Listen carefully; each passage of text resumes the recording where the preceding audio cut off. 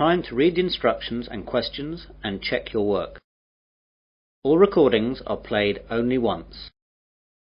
Now turn to Section 1. Section 1.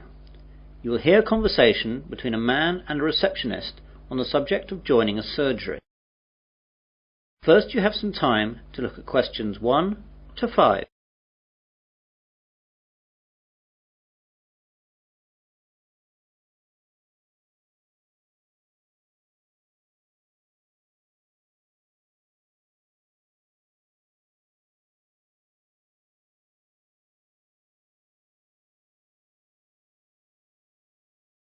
You will see that there is an example. This time only, the conversation relating to this will be played first. Hello, I've just moved to Melbourne for a new job and I've been advised to register with a new doctor for my family and myself. I think that this surgery is the nearest one to where I live. What's the name of the road that you live in, sir? Dawson Road. So, Dawson Road is the correct answer. Now we begin. You should answer the questions as you listen, as the recording is not played twice. Listen carefully to the conversation and answer questions 1 to 5. Hello, I've just moved to Melbourne for a new job and I've been advised to register with a new doctor for my family and myself. I think that this surgery is the nearest one to where I live. What's the name of the road that you live in, sir? Dawson Road. Yes, that's in our area. Would you like to register with us now? Yes, please. Right, I'll just have to take some details. First of all, could you give me your name? It's Mike Jacobs. Jacobs. And your family? My wife's name is Janet and I have one little boy whose name is Rod. Ron? No, Rod. R-O-D. Good, that's fine. And what is your address here in Melbourne? 52 Dawson Road, Highfield, Melbourne. Highfield. Highfield. Good. And I'll need to know your health card number. It's NH871812C. What about my family? Oh, only yours for now. Do you know the name of your old doctor? It was Dr. Graham Mackenzie in Perth. Now, we've got 4 doctors here. There's Dr. Susan Larkins, Dr. Kevin White, Dr. James Nicholson and Dr. Linda Williams. Which one would you like to register with? Oh, I didn't think of that. Well, I think I would like a man as my doctor. I'll go for the last one. Was that one a man?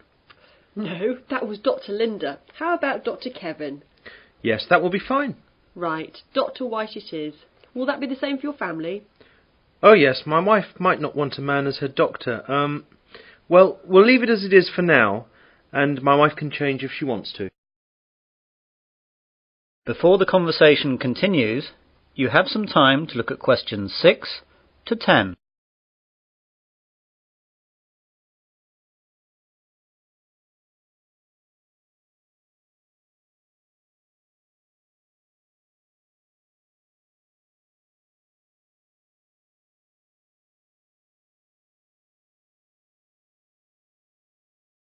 Now listen carefully and answer questions 6 to 10. I'd like to make an appointment now for my wife. She wants to come in at the end of the week. How about this Friday morning? That's Friday the 21st. I don't think she can make the morning. Any openings in the afternoon? There are appointments available at 2, 2:30 and 3:30. We'll take the first one, please. OK, that's done. Oh, and what shall my wife do if she wants to switch doctor? She can just give us a call here. Do you want to take the number down? Yes, please. It's 72539829. Can you give me your name, please? My name's Angela, but there are 2 other girls who might be on duty as well. Their names are Elizabeth and Rachel, but it doesn't matter who's on duty. Anyone can take care of it. Now, what do we do if we need to call out a doctor during the night? We've got a rotation system with the doctors in the area. There's a mobile number you can call and that'll get through to the doctor who's on duty. What's that number? It's 0506 759 3856. Got that. I didn't ask about any charges. Like all Australia, prescriptions have to be paid for at the chemist at the prevailing rate. Some things like vaccinations for travel and insurance report we make a standard charge for, and I can give you a price list for those. Consultations, though, are under the National Health Service, so they'll be free. Great. Well, that's all. Thanks and goodbye. Goodbye. That is the end of section 1. You will now have half a minute to check your answers.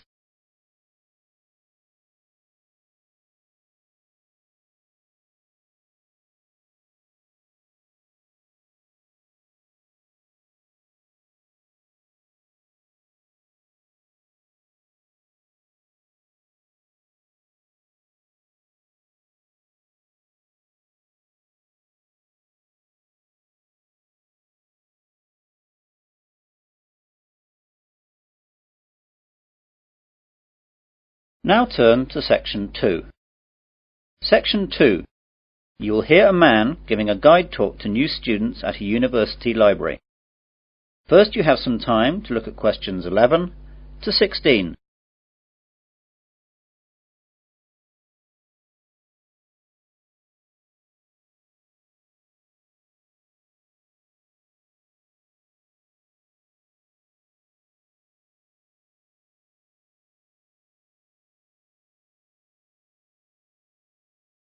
Now listen carefully to the guide talk and answer questions 11 to 16. Good morning, everyone. I'd like to welcome you all to Wesley University Library. This is a 20-minute tour around the library to show you all the facilities and all you'll need to know to start off your life here as a student at the university. What I'll start by doing is telling you about what you need to do to join the library. Then I'll briefly tell you about our facilities, and then I'll guide you quickly round and show you everything. So, to join the library, you need to go to the reception between the hours of 9 AM and 5 PM. After that, the reception closes, though all the other facilities will stay open until 10 PM. At the reception, they'll give you an application form. After you fill that in, you'll have to give us the fee of £5, which you have to give us every year that you're a member of the library. We will also need to see your university card to confirm that you're a student of the university. And finally, we'll need 2 passport photos, one for our records and the other for your library card. You will need to do all this as soon as possible so you'll be able to use the facilities at once. I'm sure your workload will begin to build up soon. Now, let me tell you a bit about the facilities. The library opens daily from 8 AM to 10 PM, though, as I told you earlier, the reception operates only between the hours of 9 AM and 5 PM. Although this is extended to 6:30 PM on Fridays to give students more time to organise their book requirements for the weekend.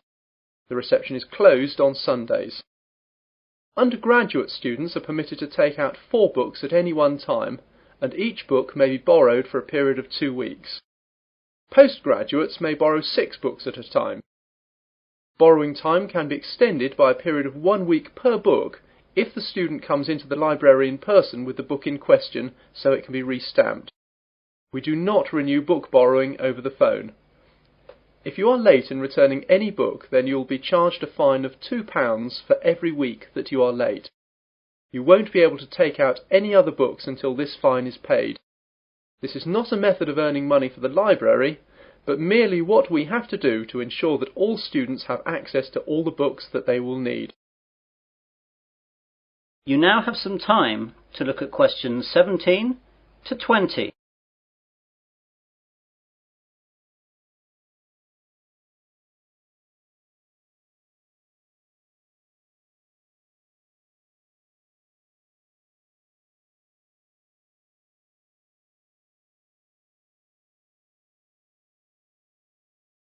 Now listen to the rest of the guide talk and answer questions 17 to 20. OK then, on to the layout of the library. We're on the ground floor of the library at the moment. Here we have the reception, the computers, which you can use to search for books and their location, and the bathrooms, which are behind the reception.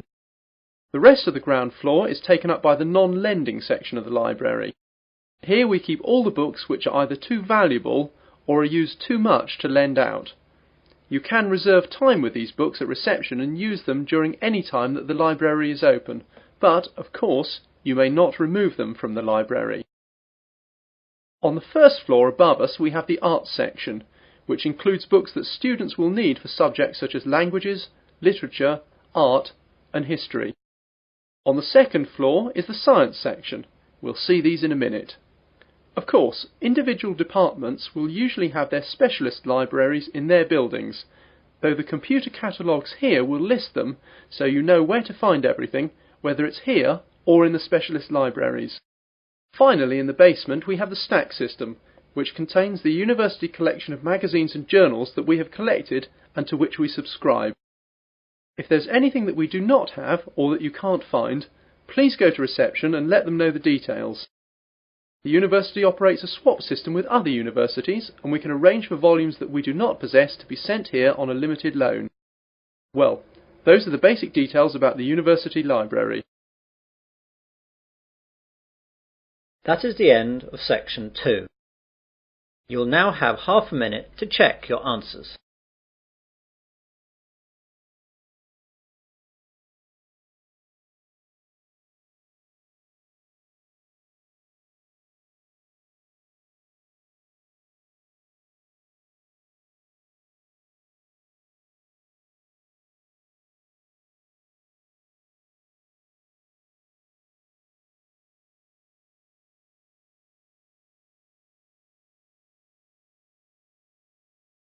Now turn to section 3. Section 3. You'll hear a tutor and 3 students discussing their work. First you have some time to look at questions 21 to 27.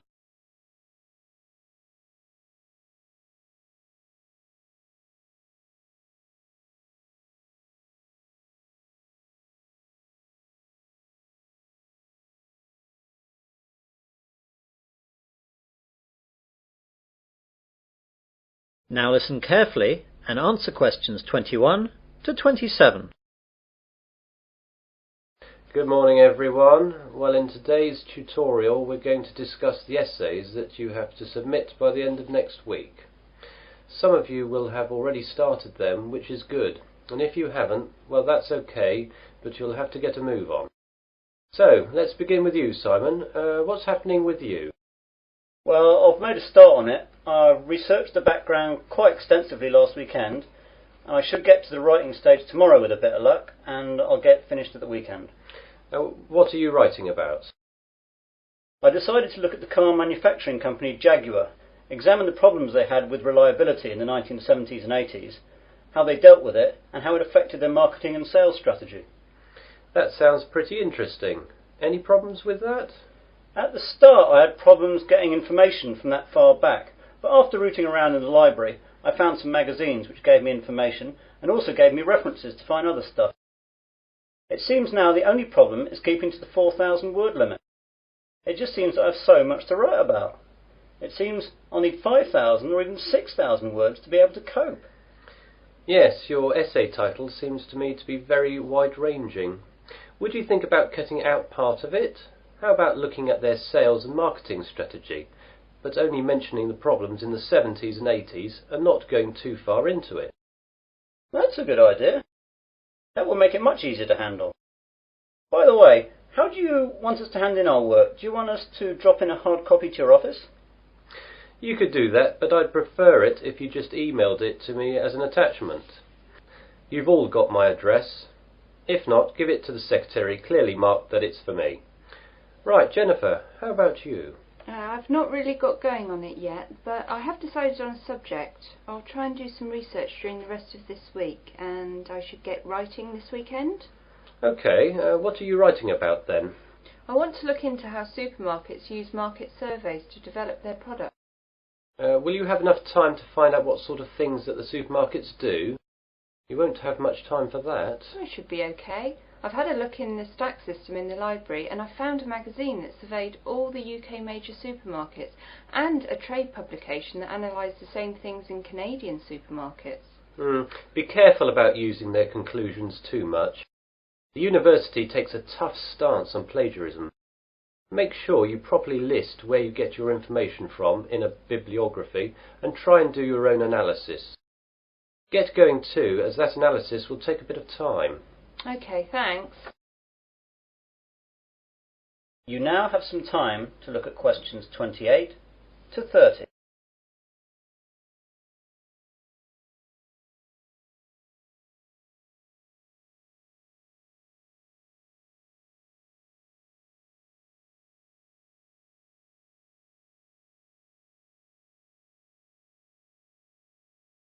Now listen to the rest of the discussion and answer questions 28 to 30. And Melanie, how is your work going? I'm a bit behind, I'm afraid. I was sick all last week and the weekend with flu.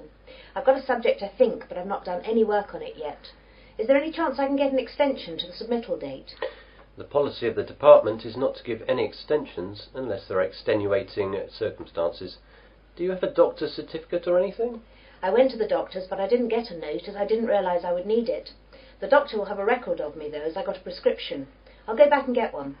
Yes, do. If you get one, then there shouldn't be a problem getting an extension. Without it, though, you'll be in trouble. What subject are you considering, anyway? I thought I'd do an overview of the UK mortgage interest rates and their effect on housing sales trends over the last 10 years. I thought it might be of interest because of the huge increases of house prices over the last decade. Certainly an interesting subject, and it should be no great problem getting information, as this has been fairly well documented. It's a lot of work again, though, and you'll really need to get cracking on it, even with the extension, if you get one. Well, I've not got much on for the rest of the week, and I've set aside the weekend to really get to grips with it. Good. Now, is there anything else? That is the end of section 3. You will now have half a minute to check your answers.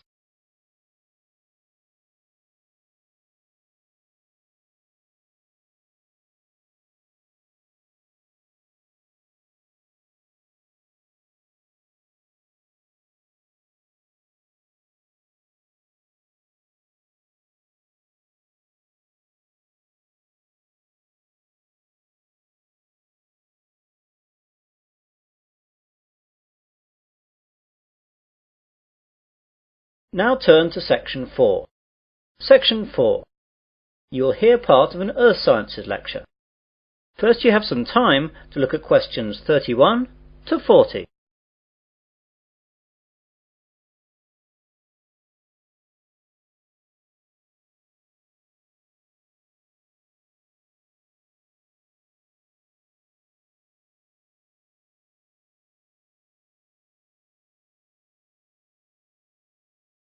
Now listen carefully and answer questions 31 to 40. Good afternoon and welcome to this Earth Sciences lecture. Today we're going to look at tidal waves, or more correctly, tsunami. Deep below the ocean's surface, tectonic plates collide, and every once in a while these forces produce an earthquake. The energy of such submarine earthquakes can produce tidal waves which radiate out in all directions from the epicenter of the quake, moving at speeds of up to 500 miles per hour. When these waves reach shore, they can cause enormous destruction and loss of life. Tidal waves are actually misnamed. They are not caused by tides. A more accurate word for them is the Japanese name tsunami, which means harbour wave. They are also sometimes called seismic sea waves, since they can be caused by seismic disturbances such as submarine quakes. However, that name is not really accurate either, since tsunami can also be caused by landslides, volcanic eruptions, nuclear explosions, and even impacts of objects from outer space, such as meteorites, asteroids, and comets. Earthquakes, though, are the largest cause of tsunami. Tectonic plates cover the world's surface, and their movement can be detected anywhere in the world. Some areas of the world are more prone to greater movement, and it is in these places that the largest waves can occur. Large vertical movements of the Earth's crust occur at plate boundaries, which are known as faults. The Pacific Ocean's denser oceanic plates are often known to slip under continental plates in a process known as subduction. And subduction earthquakes are the most effective in generating tsunamis. A tsunami can be generated by any disturbance that displaces a large water mass from its equilibrium position. In the case of earthquake-generated tsunamis, the water column is disturbed by the uplift or subsidence of the sea floor. Submarine landslides, which often accompany large earthquakes, as well as collapses of volcanic edifices, can also disturb the overlying water column as sediment and rocks slump down and are redistributed across the sea floor. Violent submarine volcanic eruptions can create an impulsive force that uplifts the water column and generates a tsunami. Conversely, supermarine landslides and cosmic body impacts disturb the water from above as momentum from falling debris is transferred to the water into which the debris falls. Generally speaking, tsunamis generated from these mechanisms, unlike the devastating Pacific-wide tsunamis caused by earthquakes, dissipate quickly and rarely affect coastlines distant from the source area. Tsunamis are very hard to detect since they cannot be seen when they are in the deep ocean. The distance between two wave crests can be 500 kilometers, and because of this, the wave height is only a few feet. Because the rate at which a wave loses its energy is inversely related to its wavelength.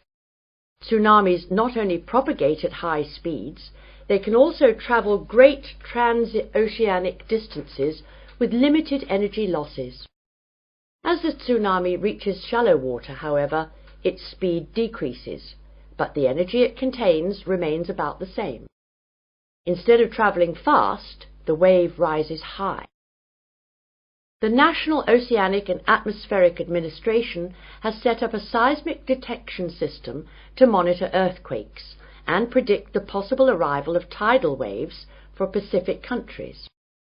Buoys at sea can also detect water pressure changes that can indicate tsunamis moving through the ocean. But when tsunamis originate near the shore, there is often little chance to warn people. Let's look at some examples of tsunami and their causes and effects. Some can be relatively harmless.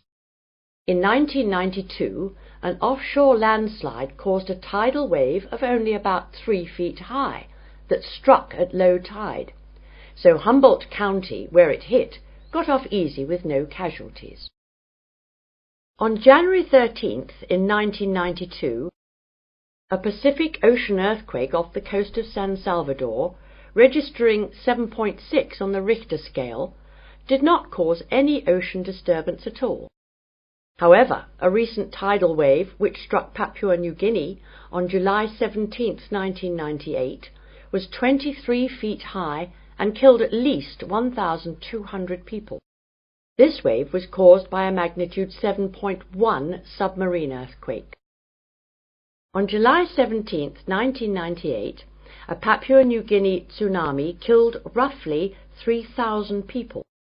A huge underwater volcanic eruption 15 miles offshore was followed within 10 minutes by a wave some 40 feet tall. The villages of Arop and Warapu were destroyed. One of the worst tsunami disasters engulfed whole villages along Sanriku, Japan, in 1896. An underwater earthquake induced a wave of 35 feet, drowning some 26,000 people. Finally, about 8,000 years ago, a massive undersea landslide off the coast of Norway sent a 30-foot wall of water barreling into the uninhabited north coast of Europe. If this were to recur today, as scientists say it could, almost anywhere in the world, it would cost billions, if not tens of billions of dollars, to repair the damage to coastal cities and kill tens of thousands of people. That is the end of section 4. You will now have half a minute to check your answers.